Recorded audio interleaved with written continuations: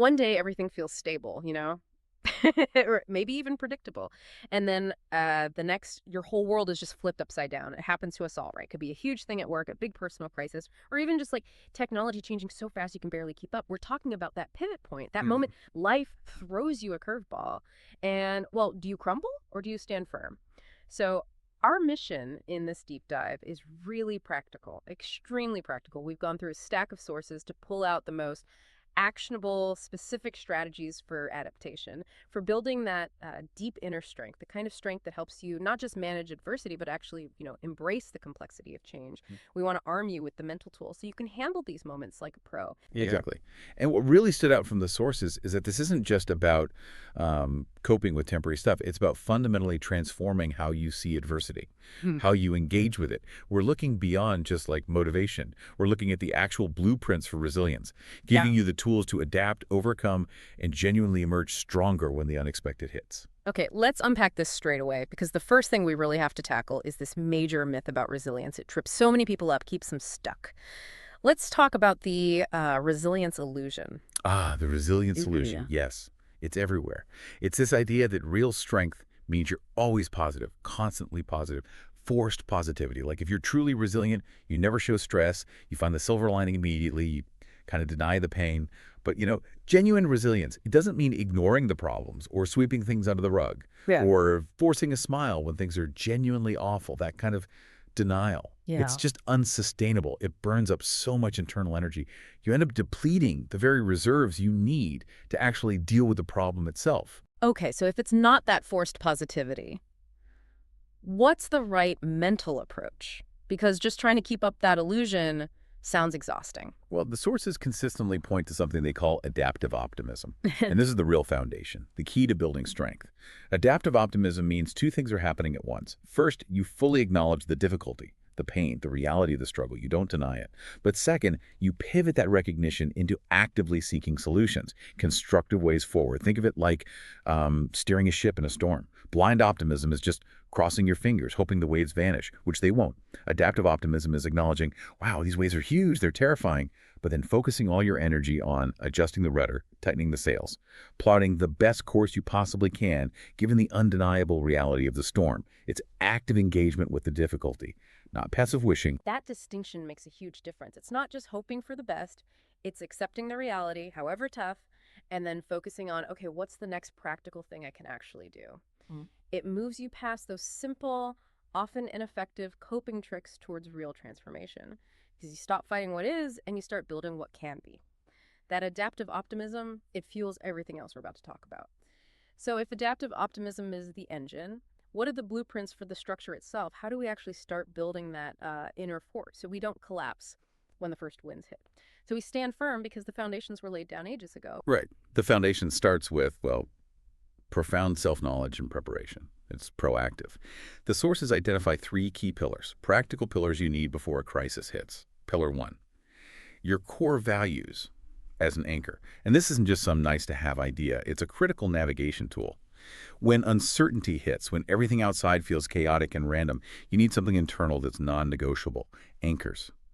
Identifying and really nurturing your core values, maybe it's integrity, service, creativity, family, whatever, it ensures that when you have to make a fast decision under pressure, those values guide you. They stop you from freezing up. They make sure your actions stay aligned with who you fundamentally are, no matter the chaos swirling around you.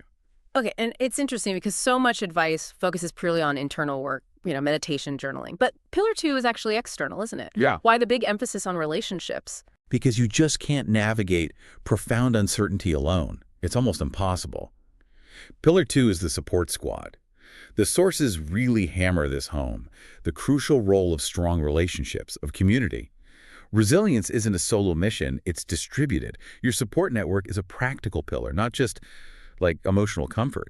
They give you perspective when you're stuck in tunnel vision. They offer tangible help when your own energy and resources are just gone. You need people who will hold up that mirror, tell you the truth, even when it's hard, and remind you of your core values when you inevitably forget them under stress. It's like an accountability structure for your inner fort. That makes total sense. Okay, now let's get really specific. The day-to-day work. What's involved in pillar three? Pillar three is everyday practice. This is all about building the muscle memory when things are relatively calm. Resilience is a skill, right? And like any skill, it needs daily practice. We're talking about actionable steps for practicing things like mindfulness and emotional regulation in normal, everyday life, not just saving them for some yearly retreat. The sources talk a lot about micro practices, small, consistent things, acts that train your mind to stay centered under minor stress. It could be just 90 seconds of focused, deep breathing when you switch tasks at work, or maybe actively noting 3 things you're genuinely grateful for before you go to sleep. These are like stress inoculation exercises. By consistently handling the small stressors well, you build the mental strength, the emotional regulation skills you absolutely need when the big storm finally hits. Yeah, that shift is key. From just reacting when things go wrong to proactively doing these almost microdose preparations, building the strength and the calm so it's actually there for you in the storm. And what's fascinating here is resilience isn't just about preparation, that's only half of it. The other half is how you actively maneuver during the challenge itself. So when the crisis is actually happening, the sources point to 3 really crucial mindset shifts. The first one, and maybe the toughest, is radical acceptance. Radical acceptance. That phrase sounds almost counterintuitive, doesn't it? When you're facing a real crisis, it sounds a bit passive, like giving up. How do the sources suggest we actually do that? How do we not fight a reality we hate? Well, paradoxically, it's probably the most aggressive act of self-preservation you can take. It's not passive at all. Radical acceptance is the art, and it is an art, of acknowledging what you absolutely cannot control. We waste enormous amounts of mental energy fighting reality, wishing the job loss didn't happen, wishing the person hadn't left, wishing the market hadn't crashed. By radically accepting the facts, the parts of the situation completely outside your influence, like the loss, the past, other people's actions, you immediately stop wasting precious energy on fighting windmills, on futile resistance. And that freed up energy, it instantly gets refocused onto the only things you can control. Your next step, your response, your attitude. It's about drawing a really sharp line between what is reality and what is possibility moving forward. That's a profound distinction, okay? So if you accept the reality of the crisis, that then allows you to adopt the next critical mindset, the growth mindset. Absolutely. So when you hit a major setback, maybe you lose a vital client or you fail an important exam, you don't see that failure as some permanent label, not a statement about your limits or your self-worth. Instead, a growth mindset transforms those setbacks into opportunities, necessary ones often, for learning and evolution. It redefines failure, not as an endpoint, but as essential immediate feedback on how to do things differently next time. But how do you practically make that switch? You know, when you lose that big client, the first feeling is often panic or self-blame. Yeah. How do you move past that initial, really negative internal story? Isn't growth mindset sometimes just a cliche people throw around? It becomes practical through the third strategy, reframing. This is the active cognitive work you actually have to do. It takes effort. The sources give some practical exercises for this. For reframing those negative thoughts by actively challenging the limiting stories you tell yourself.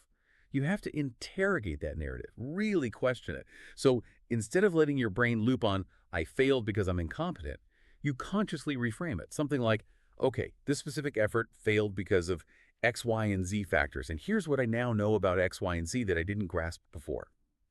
It's about developing a more flexible perspective, consciously looking for alternative, constructive interpretations of the situation, ones that empower you instead of paralyzing you. You're essentially creating distance between yourself and the event.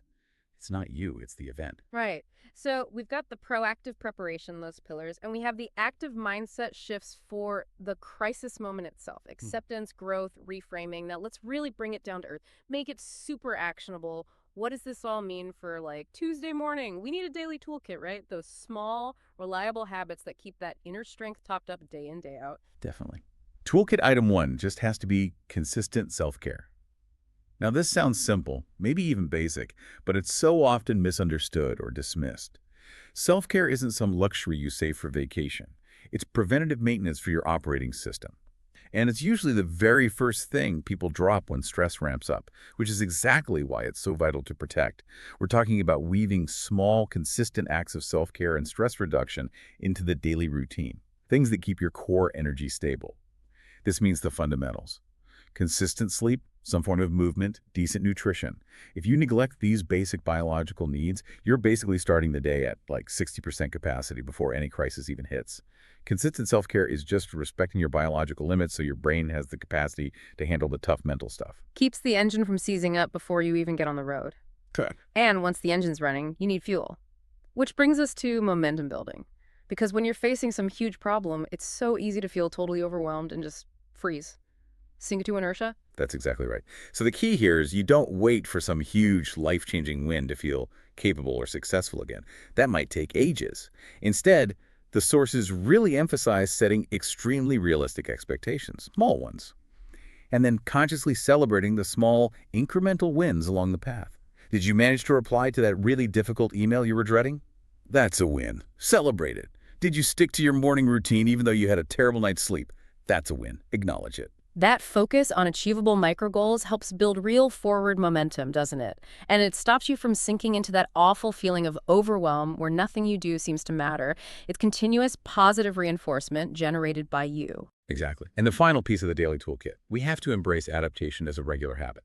Resilience isn't static, it's dynamic, it evolves. So the toolkit needs regular reflection, maybe just a quick 5-minute review at the end of the week, asking what worked, what didn't, what needs tweaking. And based on that reflection, you need to continually adapt your strategies. As you grow, as new challenges pop up, what worked brilliantly when you were dealing with one type of personal crisis might be totally insufficient for a completely different professional challenge down the line. You have to stay flexible. Be willing to assess if your core values need clarifying or if your support network needs adjusting based on where you are now.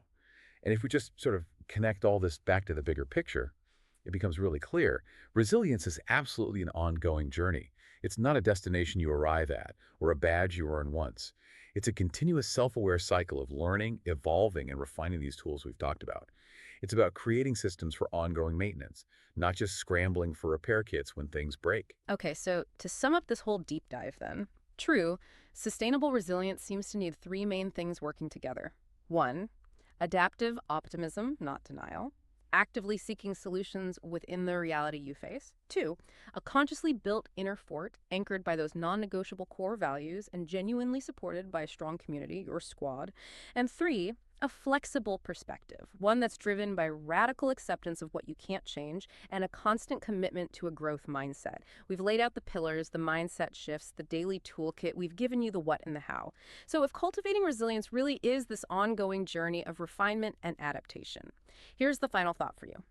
What is one new resilience practice, just one, based on any of the tools we discussed today that you will identify and actually integrate into your life starting now? Start small. Maybe it's 1 minute of mindfulness. Maybe it's catching and reframing just one negative thought today. But start now.